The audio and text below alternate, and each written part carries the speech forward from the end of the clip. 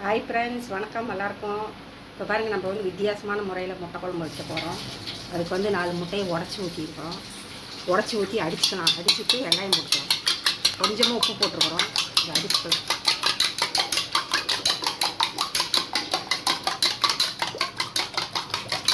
இந்த மாதிரி வச்சிங்கன்னா சூப்பராக இருக்கும் குழம்பு. இந்த மாதிரி வச்சுக்காங்க.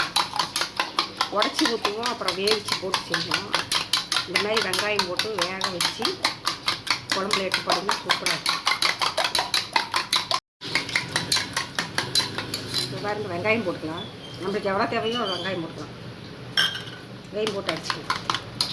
கொஞ்சமாக கொத்தமல்லி தழை, பச்சை மிளகாய் வேணாலும் ஒன்று போட்டுக்கோங்க.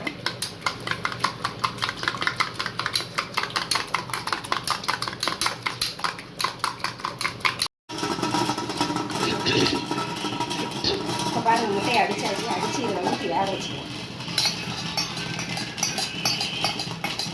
இதில் வேக வச்சு இதில் ஊற்றி 5 நிமிஷம் வேக வச்சுக்கலாம். விசில் போடாமல் அப்படியே 5 நிமிஷம் வேக வச்சுக்கலாம். இப்போ பாருங்கள், முட்டை வேக வச்சு குக்கர்லேருந்து எடுத்தாச்சு. இனிமேல் குழம்பு வச்சுக்கலாம். எப்படி வைக்கணும்னு பார்க்கலாம். சூப்பராக வெந்து இப்போ பாருங்கள், முட்டை வெந்து அது வந்து இப்படி இந்த மாதிரி கட் பண்ணி வச்சாச்சு. அதுக்கு வந்து 4 தக்காளி பழம் போட்டு அரைச்சி வச்சுருக்கிறோம். தேங்காவும் கொஞ்சமாக சோம்பு போட்டு அரைச்சிருக்கிறோம்.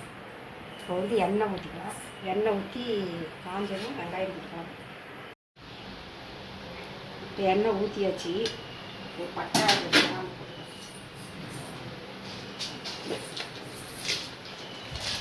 பட்டை 1 போட்டுக்கலாம். கிராம்பு 2 போட்டுக்கலாம். சோம்பு கொஞ்சம் அந்த தேங்காயில் போட்டு அரைச்சி வச்சுருக்கோம். இப்போ பட்டை காஞ்சிருச்சு. வெங்காயம் கழுவி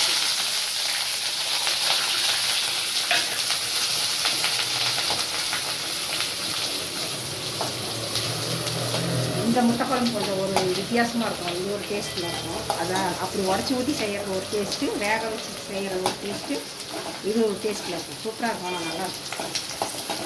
வெங்காயம் வதங்கிட்டோம்.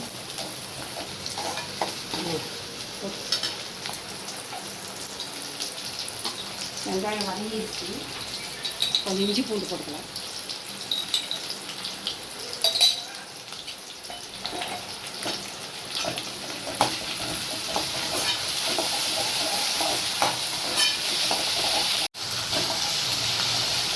இஞ்சி பூண்டு வாங்கினோம். மிளகாத்தூள் 1 ஸ்பூன் போட்டுக்கலாம்.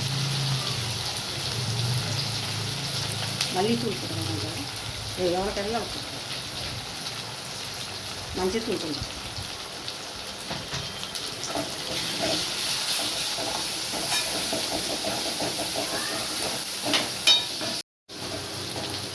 இப்போ போட்டு வதங்கிடுச்சு. இப்போ தக்காளி 4 தக்காளி அரைச்சி போட்டுக்கலாம். கொஞ்சம் கொதிக்கணும். அப்புறமா தேங்காய் ஊற்றலாம். பாருங்கள், கொதிக்குது. நல்லா எல்லாம் கொதிக்குது. கொஞ்சம் உப்பு போட்டுக்கலாம். உப்பு போட்டுக்கலாம். கொஞ்சம் நல்லா கொதித்து வந்துருச்சு.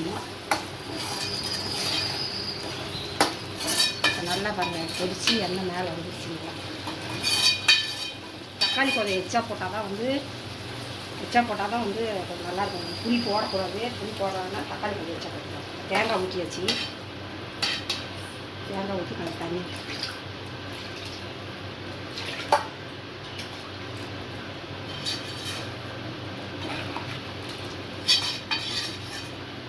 கொஞ்சம் கொதித்தோடனே முட்டையை போட்டு ஒரு கொதி ஊட்டி இறக்கிட்டோம்னா முட்டை குழம்பு தயாராகிடும். அவ்வளோதான். ஈஸியாக செஞ்சால் பாருங்கள், முட்டை குழம்பு வந்து நல்லா கொதித்து வந்துருச்செல்லாம் வந்து இந்த முட்டையை வந்து இதில் போட்டு ஒரு கொதி வந்தாலே போதும். ஆஃப் பண்ணிடலாம். அவ்வளோதான். குழம்பு ரெடியாகிடுச்சு. நல்லா கொதிச்சிருச்சு. முட்டையும் வந்து வேக வச்சு எடுத்துட்டோம்ல, அதனால் இது ஒரு டேஸ்ட்டாக இருக்கும். அந்த முட்டையை விட இது ஒரு டேஸ்ட்டாக இருக்கும்.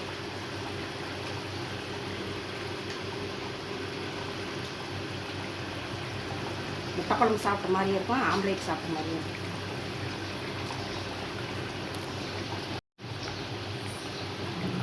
பாருங்கள், எல்லாம் போட்டாச்சு. போதும், அவ்வளோதான். இறக்கிலாம். நல்லதா நல்லா கொஞ்சம் நேரம் இருந்ததுன்னா ஊறிக்கும். அப்படியே முட்டை வந்து அதில் ஊறிக்கும். குழம்பு ரெடி ஆகிடுச்சு. மல்லித்தலை போட்டுக்கலாம்.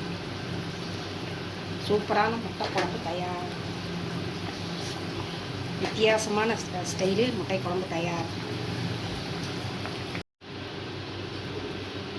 இங்கே பாருங்கள், முட்டை குழம்பு சூப்பராக தயாராகிடுச்சு. இந்த மாதிரி வித்தியாசமாக செஞ்சு பாருங்கள், சூப்பராக இருக்கும். இது செஞ்சு பார்த்துட்டு எப்படி இருக்குதுன்னு லைக் பண்ணுங்கள், சப்ஸ்கிரைப் பண்ணுங்கள். சூப்பரான முட்டை குழம்பு தயார். பாய். வாங்க சாப்பிட்லாம்.